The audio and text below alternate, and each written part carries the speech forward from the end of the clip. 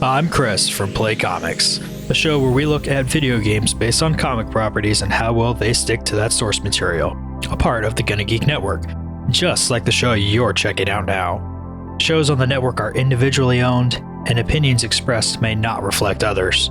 Find other astonishingly geeky shows at GonnaGeekNetwork.com. Welcome to an all-new Better Podcasting live chat. I am Steven, and with me, of course, is the fantastic, also wearing a blue shirt, SP. I made sure I wore a blue shirt today because I think it looks better with the backdrop. It's got nothing to do with Better Podcasting or Steven or anything else. I think one of these days what we need to do is, for the video viewers, we need to put ourselves in front of a green screen, but also we need to wear one of those green bodysuits except for our face. So we'll just be like the floating head podcast show video stream. Do we have to wear the hood over the head? Sure. No, because we want the floating head. So all it needs to be is just like, it could even just be a green shirt would be all that we would take. And then we would just be a floating head. We'll mask ourselves out. And that's what will happen, is it'll just be us, our heads floating. What was that BBC sci-fi show, Red Dwarf? Did you ever watch that? No. Okay. Well, there was this ship's AI that it was always a floating head in the screen. Oh, fair enough. Well, yes, that can be us. That's what we can do. That can be our shtick. We already have a shtick. You know what it's called? What? It's called talking with microphones in our face. That's true. We do have microphones in our face, which I think is one of the no-nos of podcasting. I think you're never supposed to have a microphone anywhere near you at any time. If it's 6 feet or more closer to you, then it's too close. Yeah, and it has to be a condenser microphone whose pattern is facing away from you. That's true. Hey, we're just having a little fun as we start things off. It could be the fact that we're waiting for the chat room to fill over at Geeks.Live. It could be the allergy medicine I'm on right now. That's why I sound super congested. Allergies hit me hard today. But let's start off actually talking a little bit about something that is by the way, for the audio listener, SP is making the drinky symbol. But that's, I've successfully done many episodes with that already. So I don't think that's been a problem to date. But no, let's start off with something that is sort of related to podcasting, but also different. And it's something that you and I both do. We've talked a lot about backups, having backups with your podcast stuff. And one of the things that you and I both like to do is use a service called Backblaze, correct? Yes, Backblaze is a whole computer backup system. I don't think it'll store your operating system, but it'll store all your files. So anything that you use on a regular basis, like Word documents or MP3 files, since you're a podcaster, WAV files, whatever, all your production files, any PowerPoint presentations, or any production or work-related stuff that you have on there, or anything fun that you have on there, like pictures that you want to keep, you can back up. Now, the backup rule is generally 3-2-1. You want 3 copies of the file. You want 2 of them locally, and then you want 1 geographically separated. Backblaze is a service that fills that 1 geographically separated part of the 3-2-1 backup service or process, whatever you want to call it. And we've been using Backblaze for quite some time. We both had a great experience with it. I started using it after I lost a hard drive that was mostly backed up. I did lose some data off of it, but it was mostly backed up, and then my backup failed to my local drive that I had, and I had not switched it out with a geographically separated drive. So I did lose some data, but the really old stuff, the really important stuff, I did have backed up on several different copies. I was able to get most of it back. But yeah, I was like, you know what? Something could happen at any time, even in the middle of producing a podcast. Maybe it'll be an important interview, and I don't want to lose that 1 file that I actually have. So if I'm in the middle of production, editing on a podcast, and I leave my computer on overnight, it will automatically back up that file that I'm working on in any of the original files, like the WAV file that I have recorded and stuff like that. So it is pretty cool to be able to do that. And for such a low cost, was $6 a month, $60 a year US. It has now changed. I forget the date that they're changing it. August, I believe it is. August 1st. It's now changed to $7 a month or $70 a year for that discounted annual price. And I still think it's worth it. $7 a year to back up I don't know what I got now there, 22 terabytes of data, maybe more. I think that's worth it. Yeah, that's exactly why I like Backblaze. We don't have a promo code or anything. We're not here trying to hawk a service. Because I have so much data, it's hard to compete with that price when you look at it's doing my whole computer. If you don't have a ton of information, there might be better deals out there to be had for sure. But with me, I've got so many terabytes of information and it does it all. I really struggle to find, I have not found a service that is reliable and in the same price point as that as well for all of my data. So, it's not a huge difference. There will probably be a lot of people who are a little getting uppity about it because the current price hasn't been the current price that long either. Like, I know it's done a price increase since I started Backblaze, and that was only probably like 4 or 5 years ago. So I don't know. I say 4 or 5 years ago, but time goes so fast. Maybe it was more than that. But so this is a couple of price increases. However, look at hard drive pricing. It went down, then it went back up. Everything's going up. They've always been quite affordable.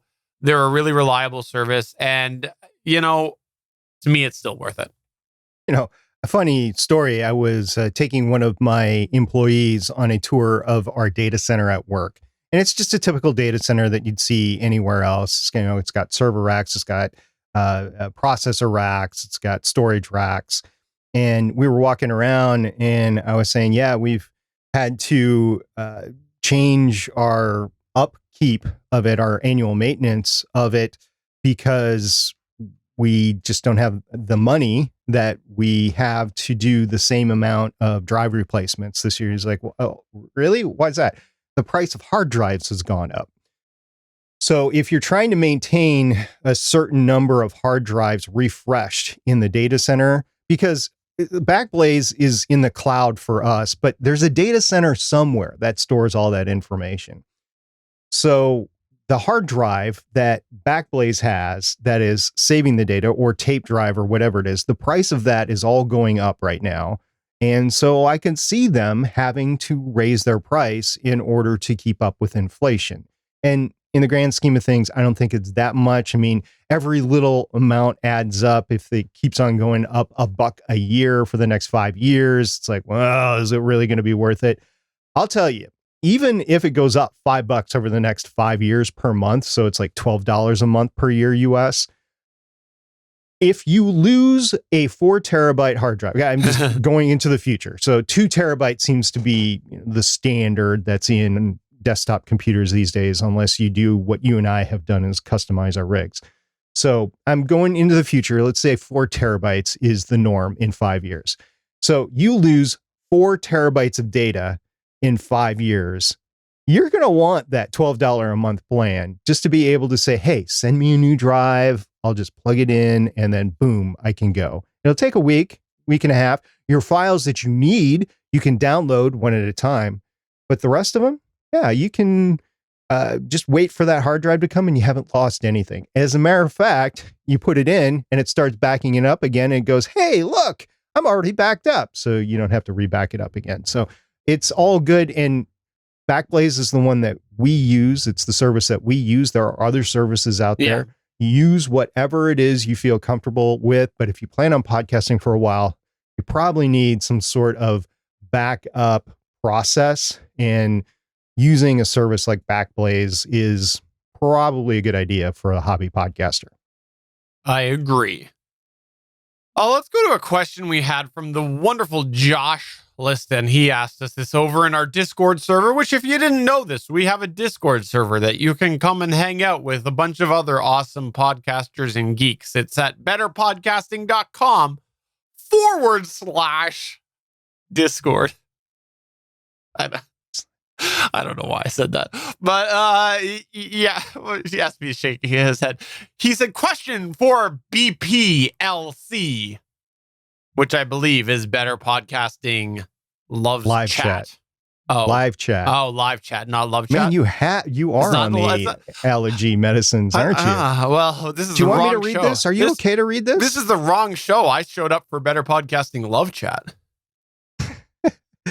Okay, that's a show that I am not aware of, and if that's what you're into, you go do it, and I will finish this one. So Josh Listen said, question for a Better Podcasting Live Chat, quote, after 10 plus years in podcasting, is there still something you wish you were better at in podcasting, unquote. For me, I've never been as consistent as I've wanted to be.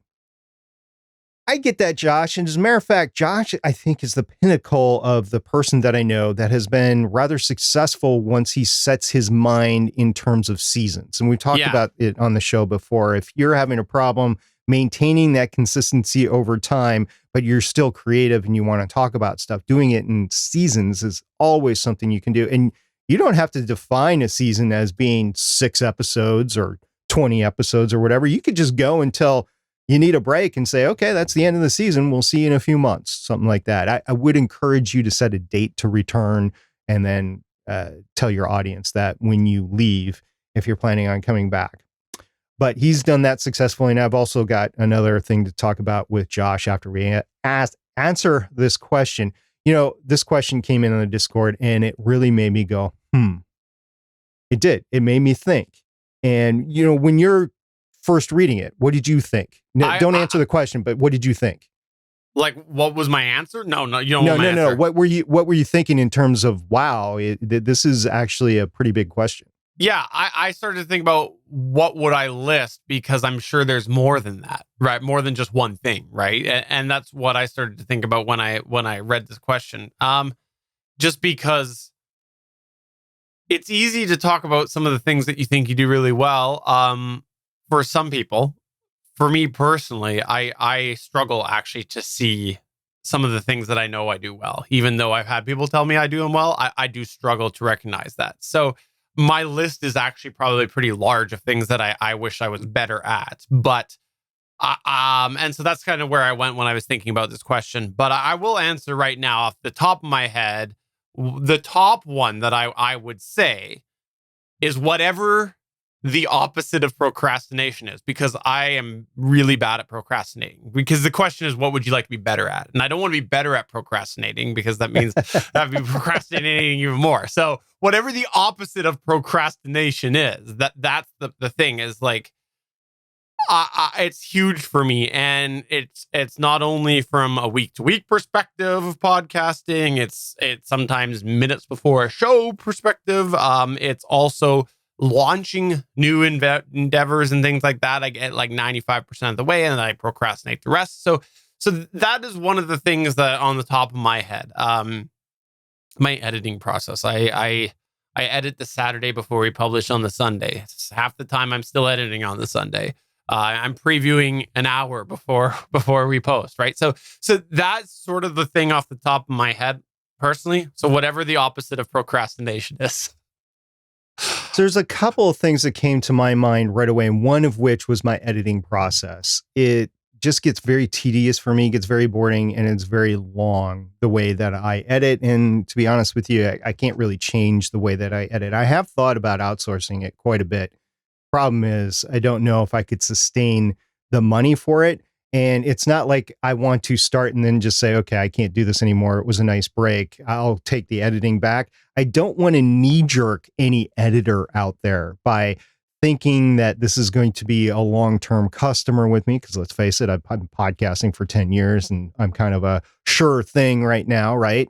But I don't want to knee jerk any editor thinking that they have a long-term deal with me, where really what I'm looking for is probably only a couple of episodes. But I just wish that I was better at editing. I wish I was better at the production side of things in terms of video elements, visual elements, and with audio sound design, I guess, is the best way to do it, to say it. So that's one thing, but that's not the number one thing. The number one thing that I think that I wish I was better at in podcasting is promotion, because I've got the content down. I've got being on the microphone down. Are there things that I would want to change with me being on the microphone? Absolutely. But it's minor, I think, in comparison to a bigger deal of promotion. We had a whole episode about promotion a few months ago, and we've done promotion since we started Better Podcasting, actually. But I think it's changed over the years. And I think because we're competing with honest to goodness podcast corporations with millions of dollars, or at least tens of thousands of dollars that they can throw at ads, I think that you really need to be on your spot and communicating with your core audience or your key potential audience. And I just have really sucked at that due to available time. And that gets back to one of my golden rules of hobby podcasts, which is don't do more than 2 hobby podcasts per week, because there's a whole bunch of things behind the scenes that you're going to have to do, like editing, like promotion. And you can't, as a hobbyist with a full-time job, you can't devote enough time really to that, and a life too, by the way. So you could just go to work and do podcasting stuff. If those were the 2 things that you did with your life and you did nothing else, you might get away with that. But you have a life. You have a third part of that. It is work. It is life. Whatever you want to throw into that life bucket. If you want to throw fitness in there, if you want to throw church stuff in there, or social stuff or community stuff in there, if you want to throw family stuff in there, if you want to throw friends in there, if you want to throw other hobbies in there, if you want to throw traveling in there, it just, that life bucket gets filled up, and it diminishes the amount of time that you can actually use on podcasting. So those are the 2 main things. Of course, there's many other things that I wish I was better at in podcasting over the course of the 10 years, but those were the 2 things that came to my mind when I first read the question. And I sat down, I literally sat down and I said, I have to think about this for a couple of minutes, because I just don't want this to be an off the cuff answer. So those are the 2 things that I really thought that I wish I was better at. I actually have a few things that I want to just rattle off here, and it's www.betterpodcasting.com/253. And the reason I say that was when we did our biggest regrets to date, and we had an emerging regrets in there. And so I think that those would answer that question as well, because obviously if we have emerging regrets, they're things that we wish we were better at, or aspects of podcasting that we think we were better at. So I think those would also go into there, and answer that a little bit as well. Personally, I could list off a whole bunch of stuff that I do wish I was better at, but I won't do that. I would instead like to turn it to the audience and ask, what do you like?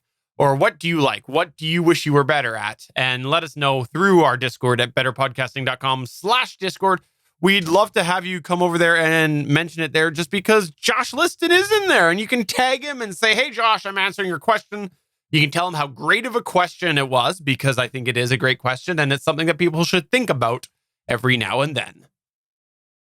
Also in our chat, by the way, we did have Scatmaker say heart emoji chat, and I think that's because of the love chat. So they're on board the love chat train. Yeah, well, you know, whatever turns your handle, I guess. That's fine. I mean, you can start the love chat podcast. I'm sure that people would love to talk to you, a avid Canadian, about love chat. It might be a paid service. Okay, moving on.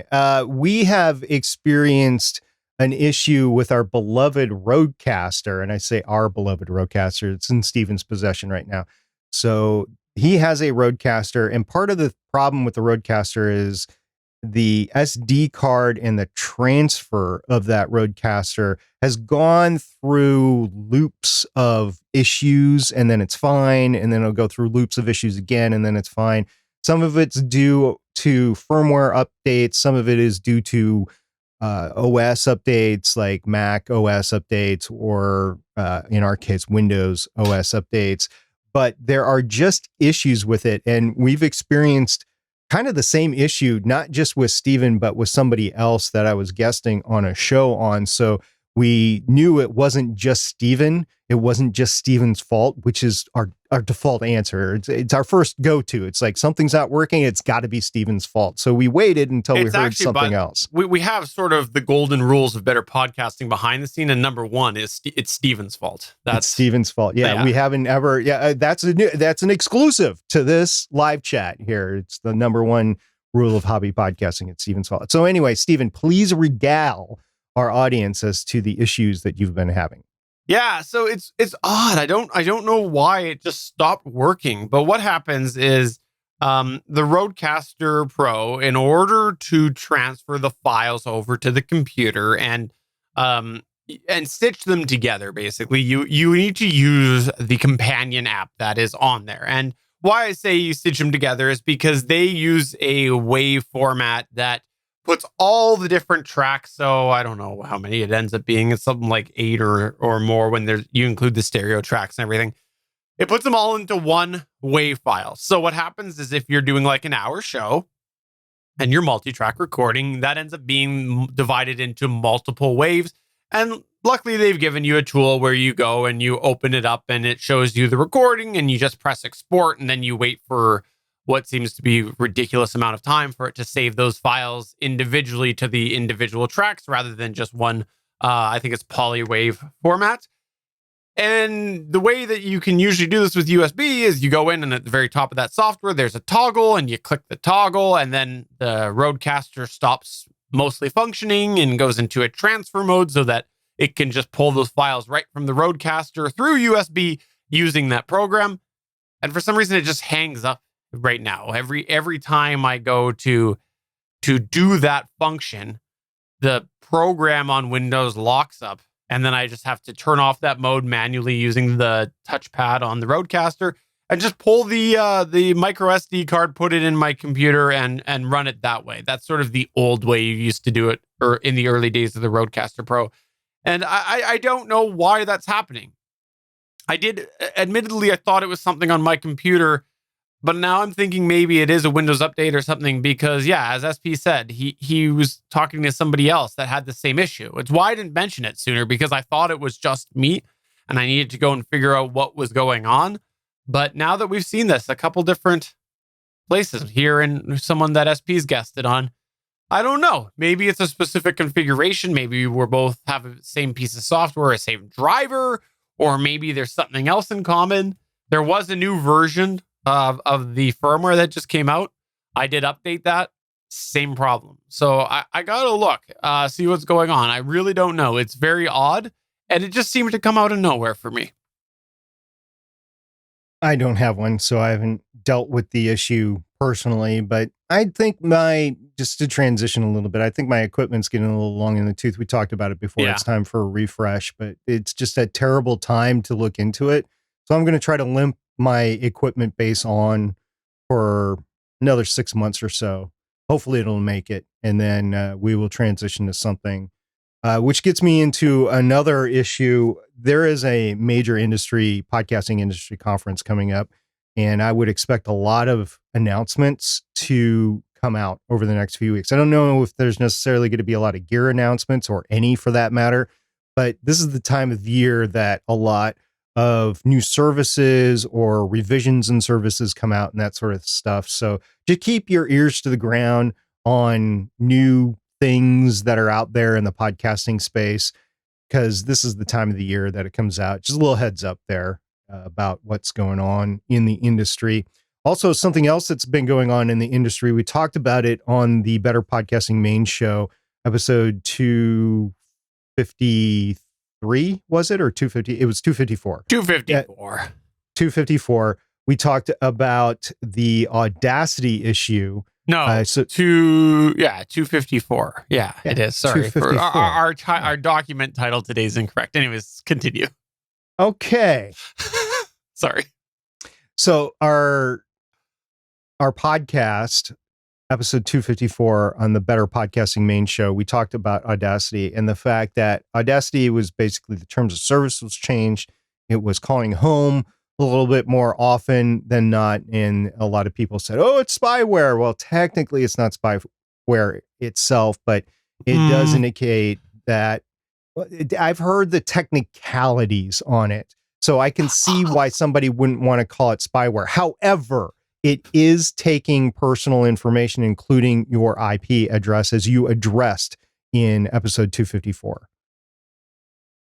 I've seen a link that somebody's used to a specific definition on one website that seems to meet the definition that it's not spyware. I've seen other people make cases that there are other definitions that could argue that it is. So anyway, that's just what I want to say. Our full discussion on it can be found at Better Podcasting episode 254. And I don't retract anything that we said in that episode when it comes to Audacity. It's important. I agree. If you're concerned about something that's shareware that is collecting data at all, I would encourage you to look into that. And a bunch of people were trying to get away from Audacity. I will say a bunch of people tried to get away from YouTube when they started changing terms of services a few years ago, whatever. There's still been no one-to-one correlation to what you get in YouTube. What do you get in YouTube? You get a free video host, you get a ubiquitous streaming host that's free, and you get the possibility of ad revenue. Nowhere else do you get that with the free hosting that's included in there. Twitch does a lot of that, but they don't do the free hosting perpetually. Right. It's only like 2 weeks that you get with the file and then it goes away. So there's just nowhere else out there that is like YouTube. And I think when you talk about Audacity, I think you're getting into the area where there might not be anywhere else like it. However, there are other DAWs out there. You might have to pay for them. Pay like a little bit, right? There are other DAWs out there that can do the job for you. So there are options. It's not completely like YouTube. There are options out there for you. You just have to weigh your pros and cons.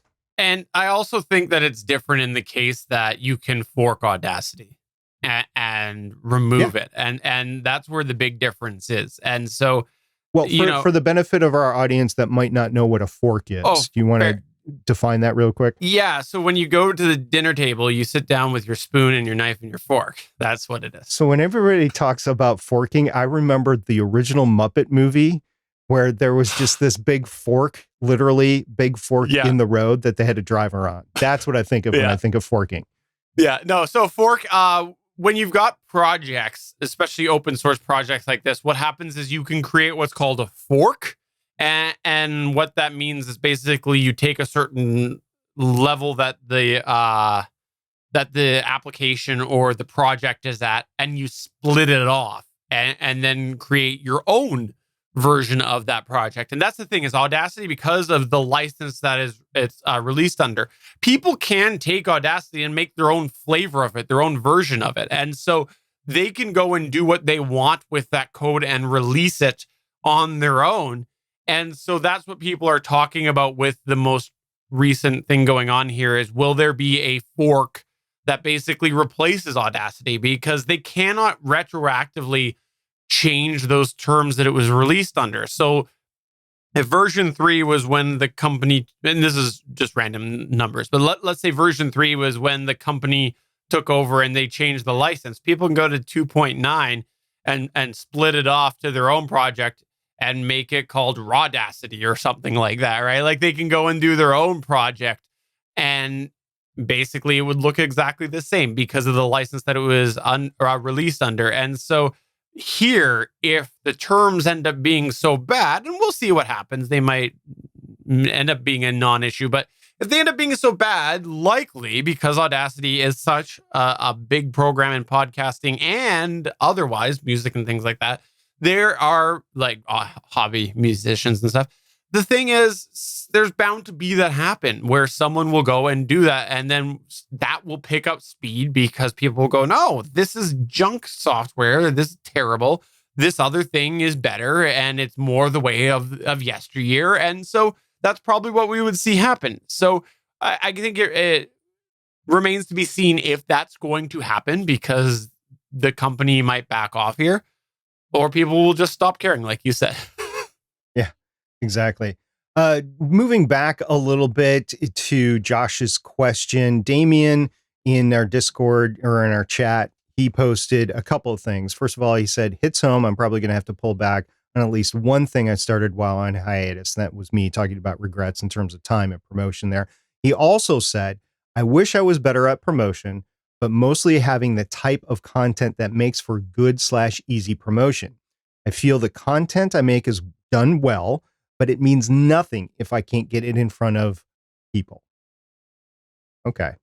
Now that hits home as well. I understand that. How do you get that if you have something that you're really proud of and you're not feeling like it's getting it in front of the people that you want it to be in front of? How do you do that? So, yeah, I hear you on that. It's tough. It's tough. So, yeah, I think we'll probably revisit promotion again sometime in the next year, maybe even 6 months. We'll see there.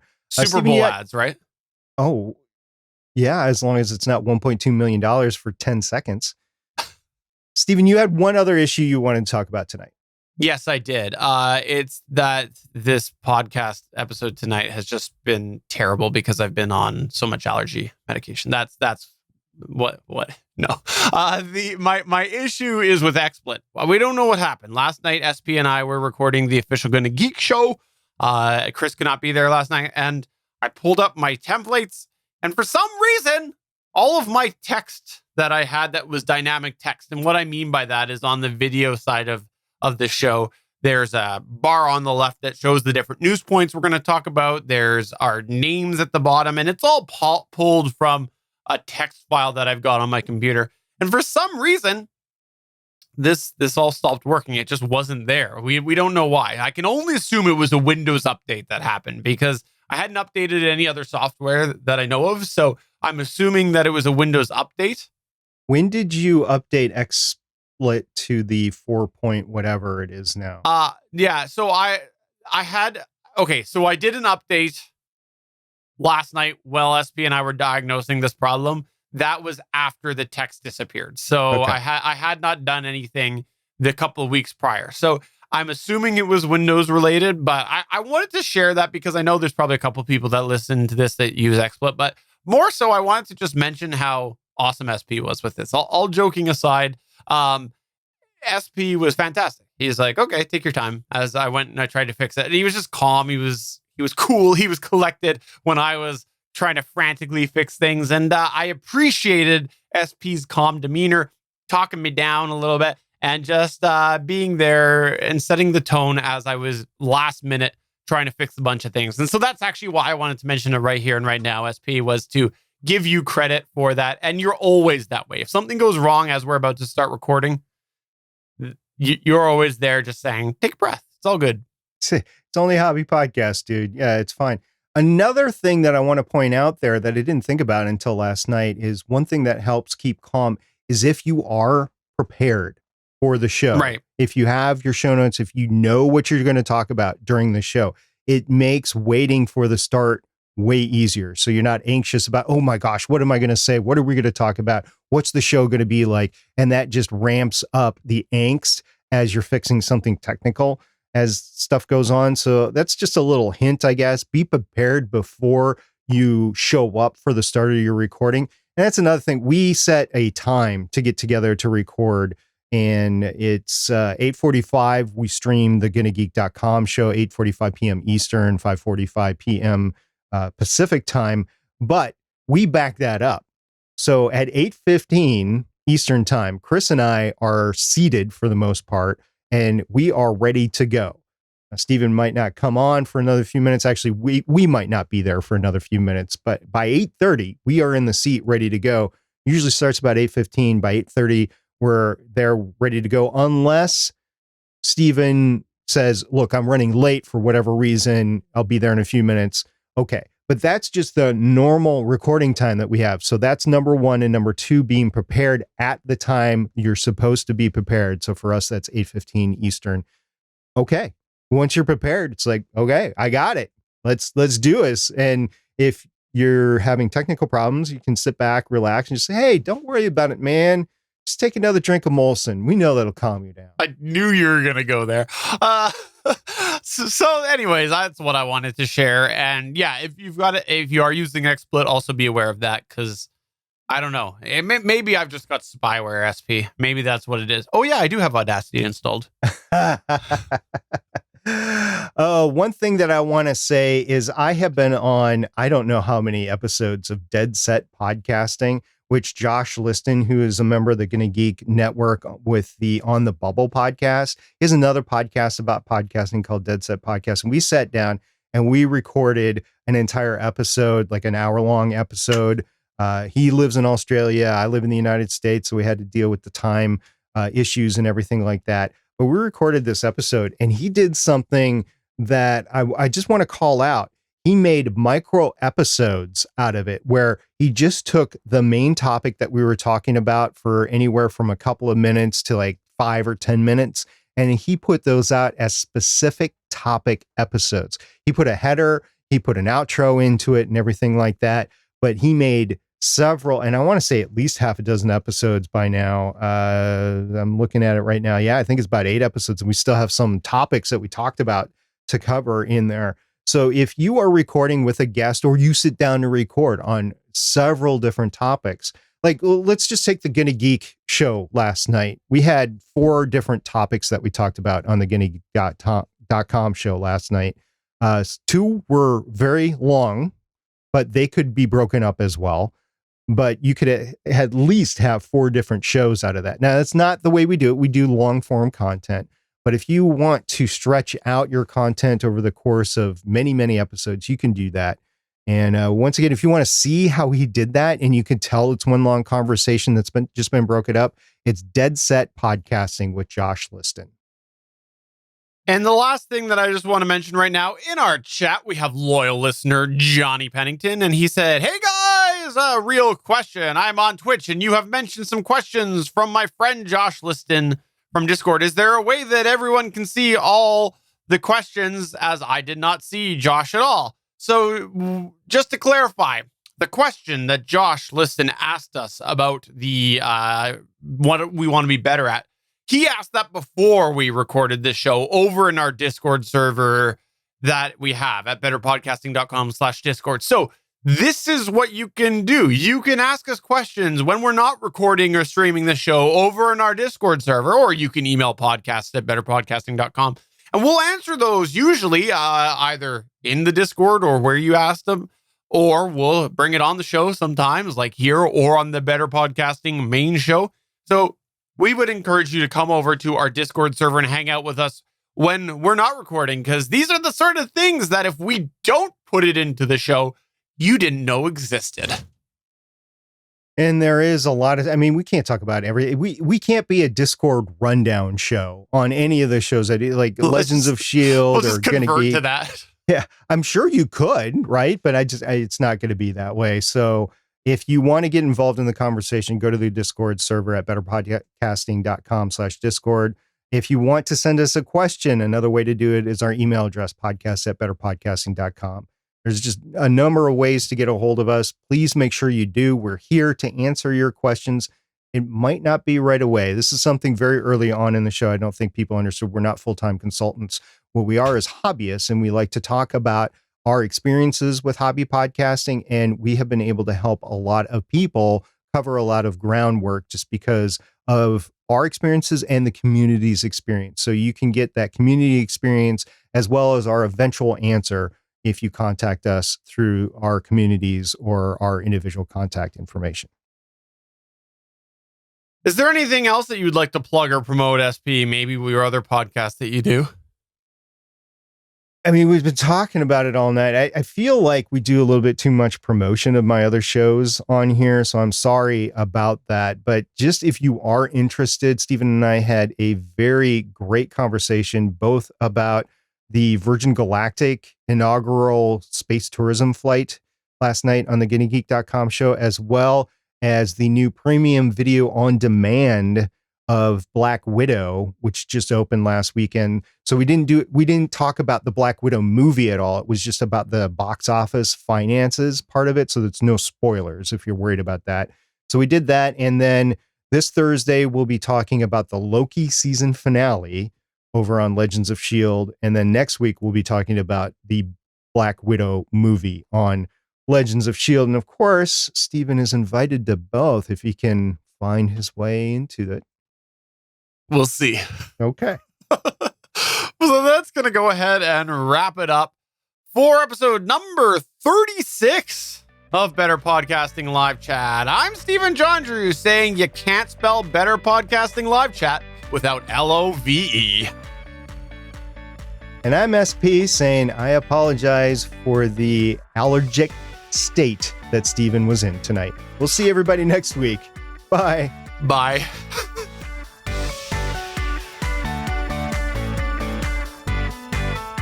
Thanks for checking out another episode of Better Podcasting.